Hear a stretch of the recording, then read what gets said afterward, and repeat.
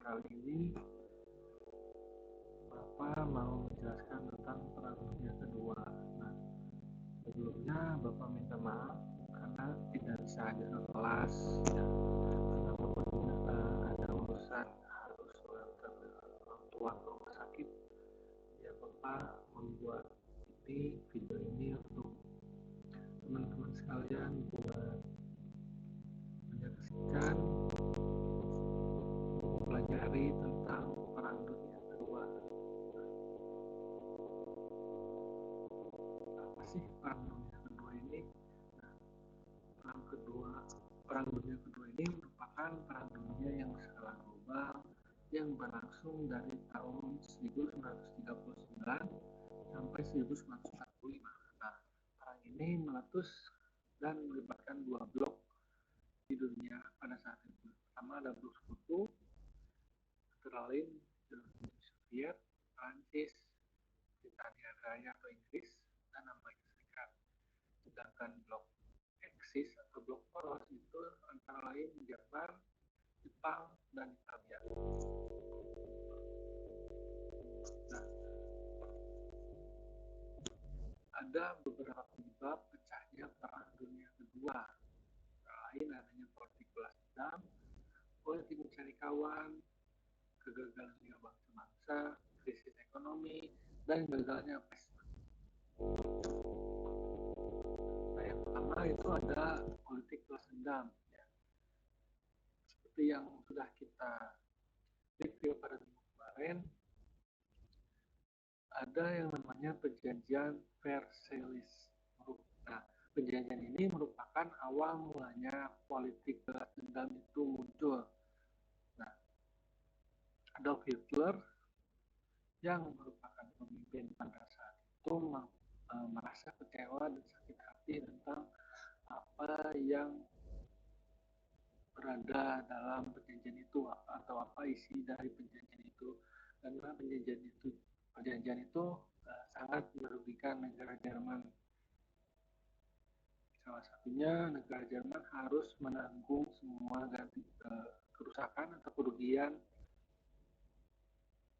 terus adanya pengurangan jumlah militer dari sekitar beberapa ratus orang. Dalam perjanjian itu hanya boleh kurang lebih 100.000 orang. Selanjutnya ada negara Jerman hanya boleh memiliki kapal, yaitu 6 buah kapal, dan tidak boleh mempunyai kapal selam. Nah, karena negara Jerman ini merasa dirugikan, jadi ada sisi ingin balas dendam gitu dari negara Jerman ini kepada negara-negara yang sudah membuat atau yang mengadakan perjanjian Versailles ini. Nah, yang selanjutnya ada politik mencari kawan. Seperti yang kita tahu ada dua blok, yaitu blok poros dan blok sekutu. Nah, blok poros ini berisikan Jerman, Italia, dan Jepang. Nah, ketiga negara ini bersatu dikarenakan kesamaan paham yang sama, yaitu fasisme. Jerman dengan Adolf Hitler dan Nazi, Italia dengan pemimpinnya Mussolini pada saat itu, dan Jepang dari Kaisar Hirohito. Nah, apa sih fasisme ini? Bapak akan menjelaskan sedikit tentang fasisme. Nah, fasisme ini merupakan sebuah paham yang berdasarkan prinsip kepemimpinan dengan otoritas yang mutlak atau absolut. Nah, seperti yang kita tahu, zaman itu yang menganut fasisme ini ada 3 negara yang tadi sudah Bapak sebutkan, yaitu Jerman, Italia, dan Jepang. Dan selanjutnya ada blok sekutu yang berisikan Prancis, Inggris, Amerika Serikat, Belanda, Polandia, dan Uni Soviet. Nah, kalau misalnya Bapak salah, tolong koreksi nanti di resume. Nah, Beberapa negara di blok sekutu ini bersatu karena adanya paham demokratis, kurang lebih. Kalau misalnya Bapak salah, tolong koreksi. Kalau misalnya benar, ya alhamdulillah. Nah, selain itu, karena Prancis, Inggris, Amerika Serikat dan masih banyak negara lain ini merupakan korban dari Jerman pada Perang Dunia Pertama. Nah, jadi mereka tuh berkoalisi untuk mencegah itu terjadi kembali gitu. Jadi mereka mencegah akan terjadinya Perang Dunia yang kedua gitu. Nah, yang selanjutnya ada kegagalan Liga Bangsa-Bangsa atau LBB. Nah, seperti yang kita tahu, Liga Bangsa-Bangsa ini dibentuk oleh beberapa negara yang berharap akan ada kedamaian dunia setelah bentuknya LBB ini. Namun tidak, karena ya Liga Bangsa-Bangsa ini mengalami kegagalan. Yang pertama, tidak semua negara bergabung dengan Liga Bangsa-Bangsa. Nah, ada beberapa negara seperti Amerika Serikat dan Prancis, kalau Bapak tidak salah, Amerika Serikat, Jerman, dan Rusia ini tidak bergabung dengan Liga Bangsa-Bangsa. Jadi adanya uh, keanehan sendiri menurut Bapak karena ya ada negara dengan pemimpin Woodrow Wilson dari negara Amerika Serikat ini yang menyarankan terbentuknya LBB. Nah, namun negara Amerika Serikat sendiri ini tidak bergabung. Yang kedua, ada Liga Bangsa-Bangsa yang tidak mempunyai hukum yang kuat dalam mencegah perang atau konflik. Nah, karena tidak mempunyai hukum yang kuat dalam mencegah perang atau konflik, jadi Liga Bangsa-Bangsa ini mempunyai senjata utama yaitu melarang semua aktivitas perdagangan dengan negara-negara yang dianggap agresif atau ya kurang lebih seperti itulah, negara-negara yang sedang gencar-gencarnya dalam bidang politik atau militer. Nah, namun dirasa senjata ini kurang tepat, kurang berhasil gitu. Istilahnya ini kan untuk mengancam anggota-anggota dari LBB ini untuk tidak berdagang dengan negara-negara yang bisa dianggap atau dicurigai sebagai negara yang agresif. Namun negara-negara anggota dari LBB ini masih bisa dengan bebas berdagang dengan negara-negara non anggota dari LBB. Nah, yang ketiga ada Liga Bangsa-Bangsa tidak memiliki tentara. Nah, pada awalnya Liga Bangsa-Bangsa ini mengharuskan para anggotanya untuk menyumbangkan tentara dan menjadi tentara dari Liga Bangsa-Bangsa ini. Misalnya Prancis dan Inggris. Nah, pada awalnya Liga Bangsa-Bangsa ini mengusulkan ke Prancis dan Inggris dan negara-negara anggota yang lainnya untuk menyumbangkan sebagian tentara mereka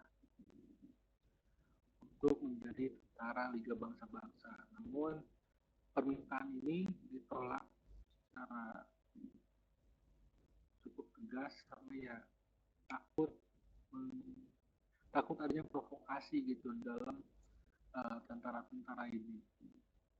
Yang selanjutnya ada Liga Bangsa-Bangsa lamban mengambil tindakan.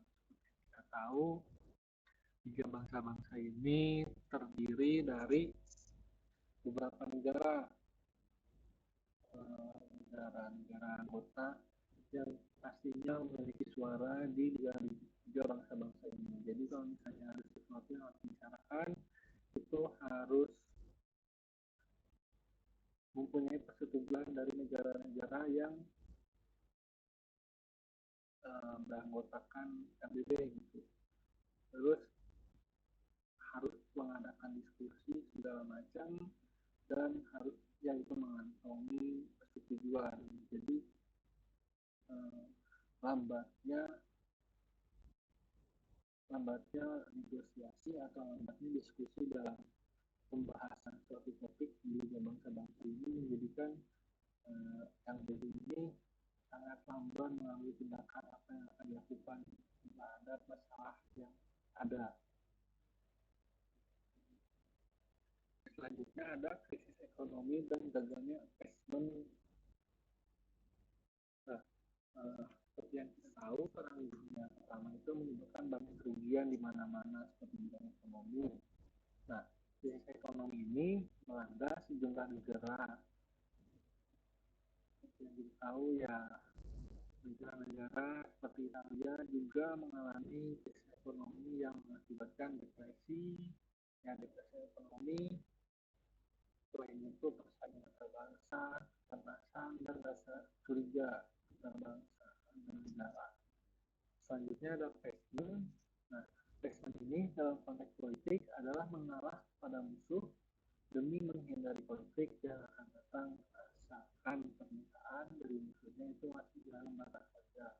Nah, kita bisa ambil contoh kalau musuh di sini adalah Jerman.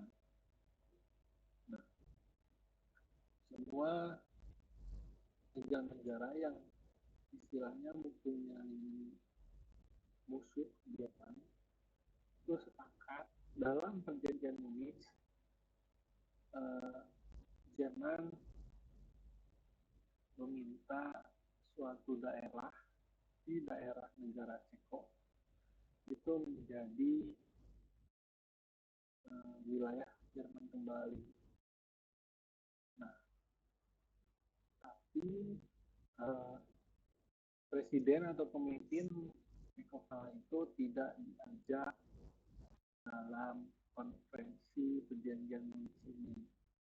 Jadi ya mungkin dirasa dikhianati oleh beberapa negara yang ada di situ yang menyetujui perjanjian Munich ini, karena ya siapa sih gitu kan negara yang tidak asal, tidak merasa sakit hati kalau misalnya ada wilayah dari negaranya tiba-tiba dicaplok oleh negara lain dan tanpa persetujuan pemimpin negara tersebut. Nah, namun terlepas dari itu, perjanjian Munich merupakan salah satu contoh perjanjian yang sangat baik dalam kebijakan attachment.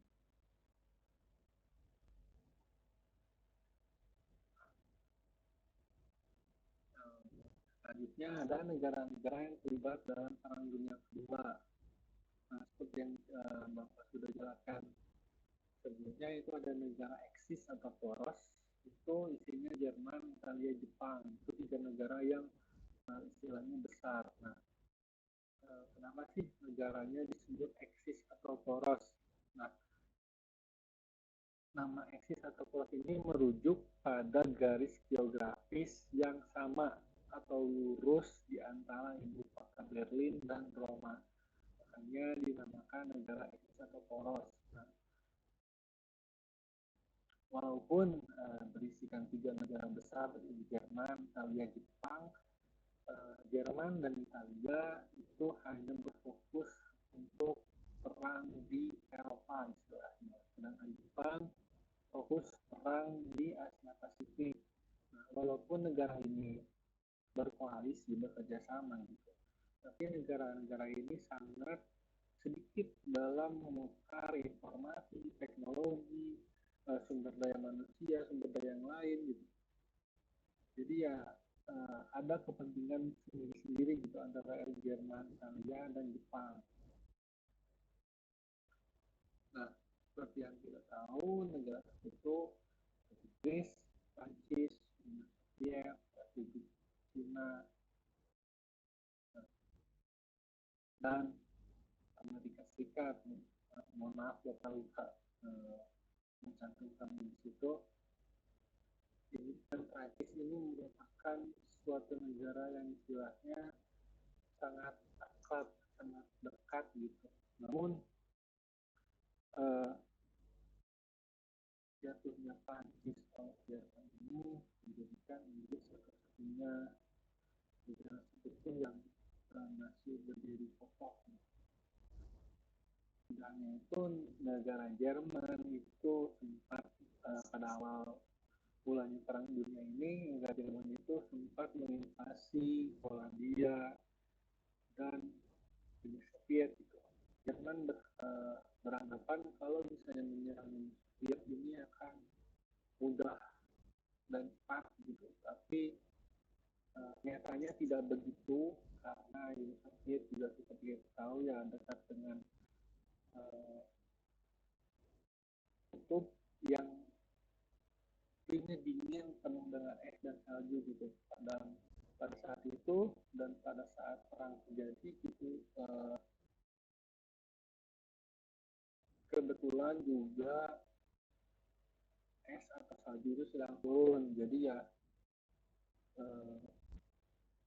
tentara-tentara Uni Soviet ini sangat diuntungkan sekali karena medan dan keadaan cuacanya juga mereka sudah ya istilahnya terbiasa gitu, sedangkan Jerman ya yang kita tahu belum terbiasa mungkin dengan salju, mungkin dengan dinginnya suhu kala itu gitu. Jadi banyak sekali rintangan pada saat itu Jerman yang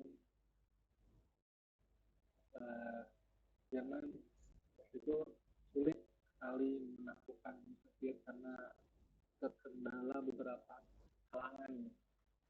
Nah, mungkin begitu saja materi yang dapat sampaikan. Jadi Perang Dunia Kedua ini awal mulanya kita dapat kesimpulan kalau misalnya Perang Dunia ini terjadi karena adanya rasa sakit hati dan kecewa tentang perjanjian ini. Nah, perjanjian Versailles ini pada awal mulanya seperti itu. Namun kelamaan banyak kepentingan-kepentingan yang sangat mencampur adukan gitu dengan ini yang mengakibatkan Perang Dunia Kedua ini terjadi. Selain dari negara Jerman yang menginvasi Polandia pada awalnya yang menyebabkan pecahnya Perang Dunia ini, masih banyak lagi penyebab-penyebabnya yang sudah disebutkan. Nah, untuk negara-negara yang terlibat itu tidak hanya negara-negara yang Bapak sebutkan, sebenarnya masih banyak negara-negara yang mengikuti Perang Dunia Kedua ini. Namun Bapak hanya ambil beberapa negara besar saja untuk mengambil contoh atau sampelnya. Mungkin sekian saja.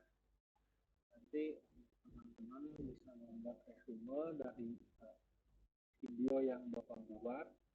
Nanti resumenya ditulis dalam kertas, terus difoto, di-scan, nanti Bapak sediakan tempat pengumpulannya di Google Classroom.